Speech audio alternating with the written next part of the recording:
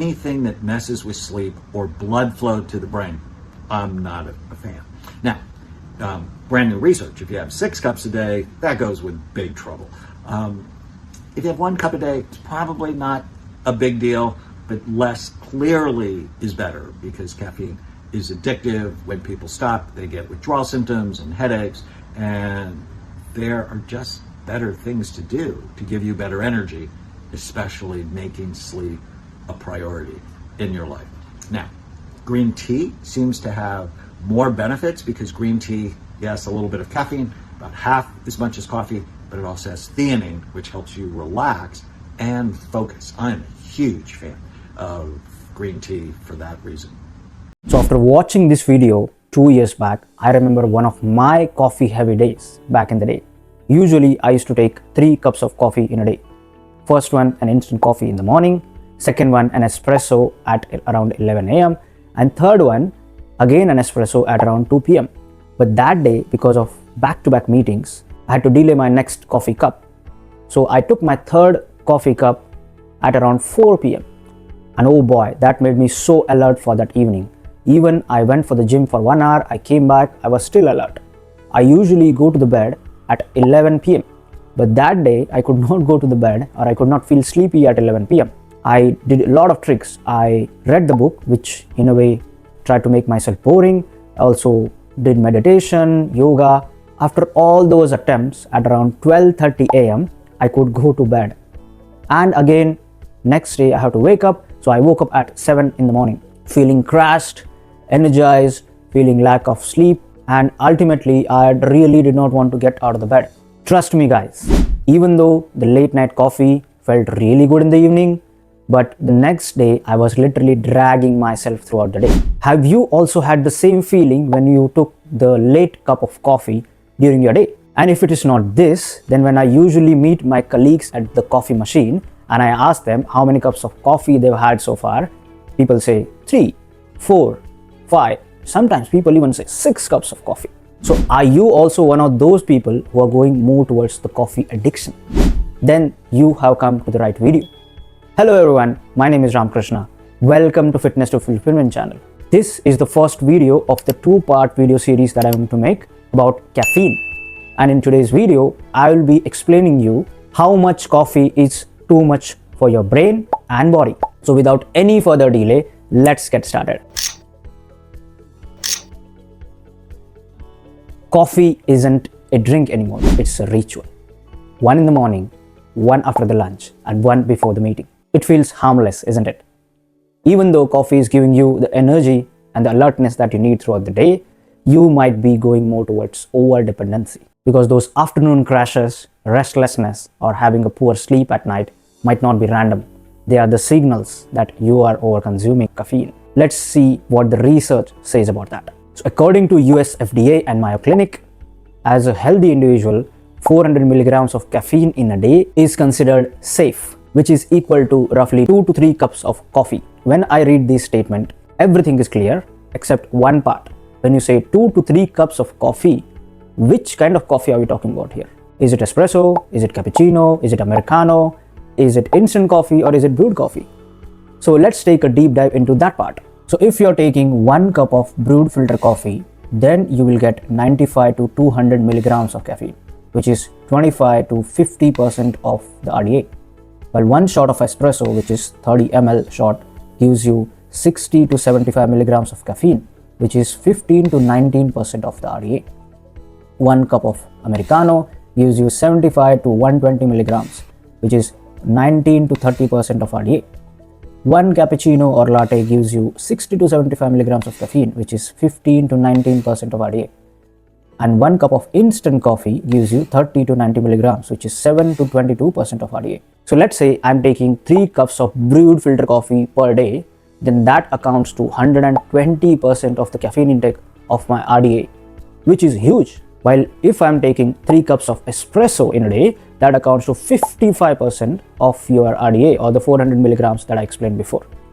Then that would be half of the amount that you're getting from the brewed filter coffee. Now this 400 milligrams is not universal and it also depends on the timing of the coffee. That's why the case that I explained in my life at the beginning of the video was where I took espresso coffee late, and that affected my sleep during that time.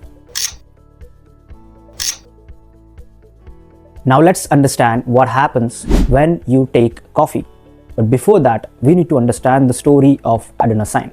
Now adenosine is the naturally occurring compound inside your body, and it does three things. Number one is that it transfers the energy from one part to another part of the body, and that's where creatine comes into the picture. So if you would like me to explain the relationship between creatine and adenosine, I can make a separate video. Secondly, it also transfers the signals within the body. And third, and this is where it becomes so relevant in case of our today's video, is that adenosine, when it starts building up in the brain, it promotes the sleepiness. And that's where caffeine comes into the picture. So what caffeine does is that it blocks adenosine by going inside the brain, and that makes you alert or non-sleepy. Coffee also does is that since it gets metabolized or digested inside your liver, it burns a bit of fatty liver cells. That's why you must have observed that people consuming coffee eventually has less or low fatty liver.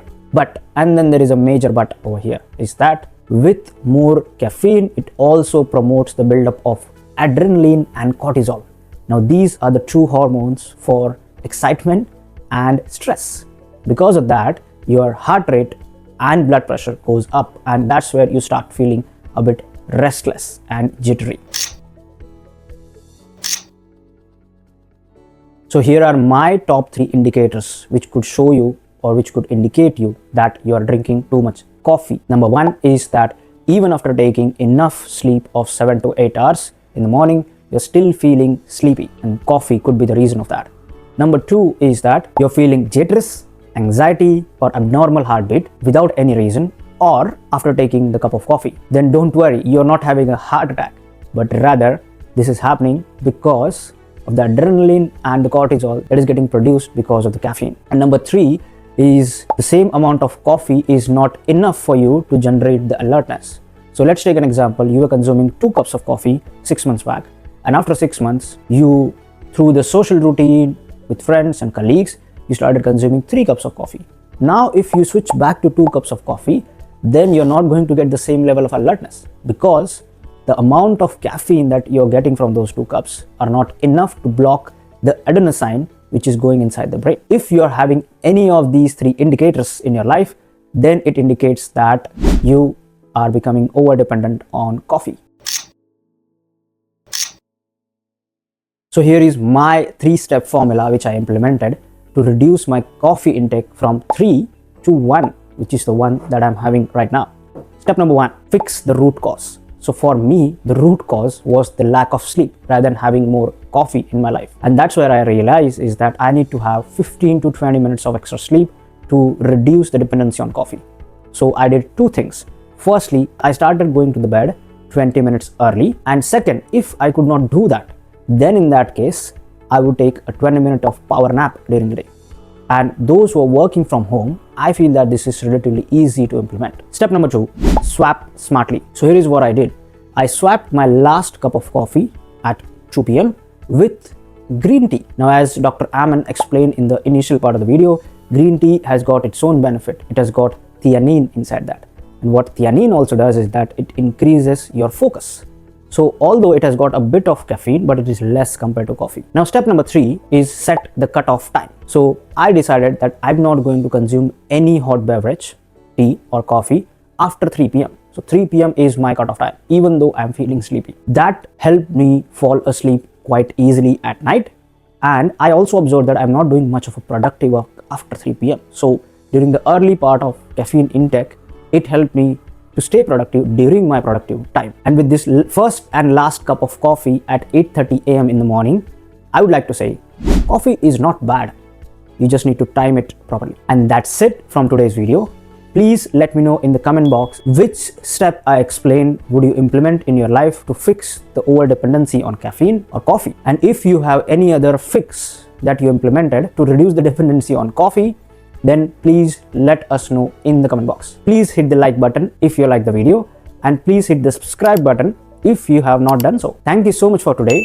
I will see you in the second part of the caffeine video series. Until then, stay healthy and live a fulfilling life. Thank you.